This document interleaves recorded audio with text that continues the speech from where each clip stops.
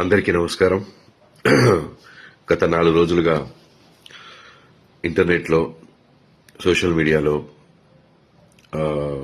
విపరీతంగా వైరల్ అవుతున్నటువంటి విషయం బాబు చంద్రహాస్ వాడిన బూతు పదాలు, దాని మీద విశ్లేషణలు, వారి వారి అభిప్రాయాలు, వాళ్ళు తిరిగి బూతులు తిట్టడాలు, ఇవన్నీ జరుగుతున్నాయి.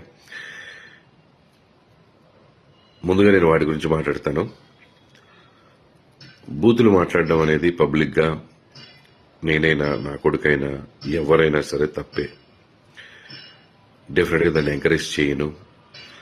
అండ్ ఇది ఫంక్షన్ లో ఆ రోజు నేను సగం పాట అయిన తర్వాత అక్కడికి ఎంటర్ అవ్వడం జరిగింది. ఎంటర్ అయిన తర్వాత పాట అయిపోయిన తర్వాత మా బాబుతో చెప్పడం జరిగింది, నాన్న ఇలాంటివి పబ్లిక్ గా వాడకూడదని. సరే daddy, next time I don't repeat అని చెప్పాడు. అది ప్రైవేట్ గా చెప్పడం జరిగింది, నాట్ పబ్లిక్ గా. సో బాగుంది, అక్కడితో అయిపోయింది అది. బట్ అది లైవ్ కాబట్టి లైవ్ కొన్ని ఛానల్స్ లో వెళ్ళిపోయింది. బట్ అప్పుడు లైవ్ చూస్తున్న వాళ్ళు తక్కువ మందే ఉన్నారు, ఒక 1000 పీపుల్ ఉండుంటారు మొత్తం చూసిన వాళ్ళు. దాన్ని ముక్కగా కట్ చేసి మిగతా వాళ్ళు కెమెరాల ముందుకొచ్చి ఇది వినండి అని చెప్పి వినిపించారు. నా విన్నపం ఒకటే, మీరు తప్పు చేసిన వాడిని శిక్షించాలనుకోవడం తప్పు కాదు, కానీ ఆ ఇదిలో పడి మనం ఇంకో తప్పు చేస్తున్నాం, ఇంకా ఎక్కువ మందికి వినిపిస్తున్నాం వినకూడని మాటల్ని. అది చేయకుండా ఉంటే బాగుండి అనిపించింది. నేను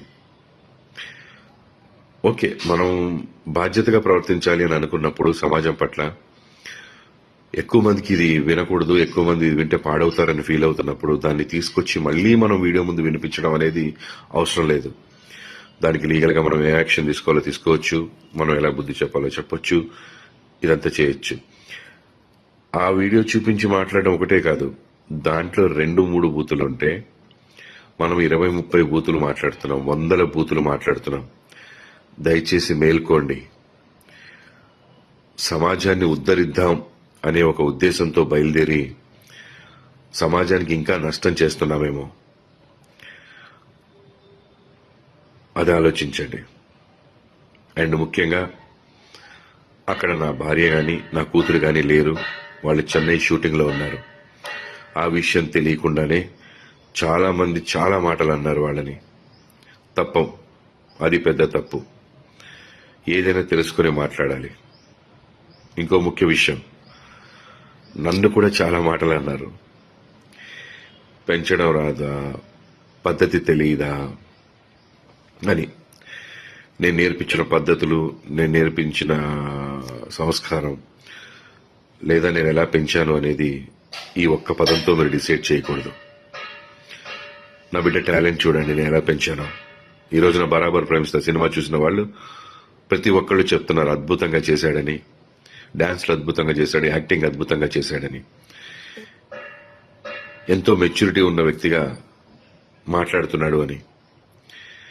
సో తప్పుని నేను సమర్థించట్లేదు, కానీ తప్పుని ఎత్తి చూపే పనిలో పడి మనం ఎక్కువ తప్పులు చేస్తున్నామేమో, సమాజానికి ఇంకా ఎక్కువ హాని చేస్తున్నామేమో అని అనుకుంటున్నాను.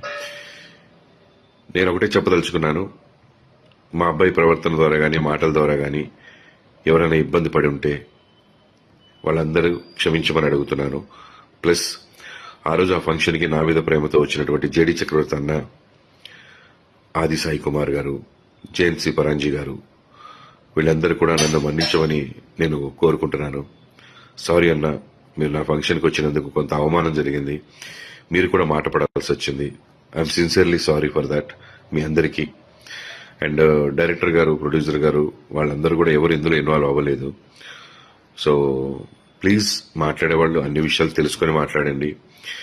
ఒక విషయం తెలుసుకొని మిగతా విషయాలన్నీ మాట్లాడకండి, లేదా దాని గురించి మాట్లాడండి, తప్పు లేదు, ప్రశ్నించిన తప్పు లేదు. ఇక్కడే స్టార్ట్ అయింది, ఈ రోజు స్టార్ట్ అయింది. ఇకపైన ఎక్కడ మనకి బూతులు వినపడకూడదు. దాంట్లో నేను కూడా మీతో తోడుగా ఉంటాను. తప్పకుండా మనందరం ఫైట్ చేద్దాం, ఇకపైన బూతులు లేకుండా. బరాబర్ ప్రేమిస్తా సినిమా చాలా బాగుందని ప్రజలు చెప్తున్నారు. తప్పకుండా సినిమా అందరూ చూసి ఆదరించండి. నా బిడ్డ తప్పుని ఎంచారు, వాడి టాలెంట్ కూడా ఒకసారి చూడండి, చూసి మీ అభిప్రాయం చెప్పండి. బరాబర్ ప్రేమిస్తా ఇన్ థియేటర్స్. అరే ఏ పిల్ల దాన్ని కన్నవ రెడ్డి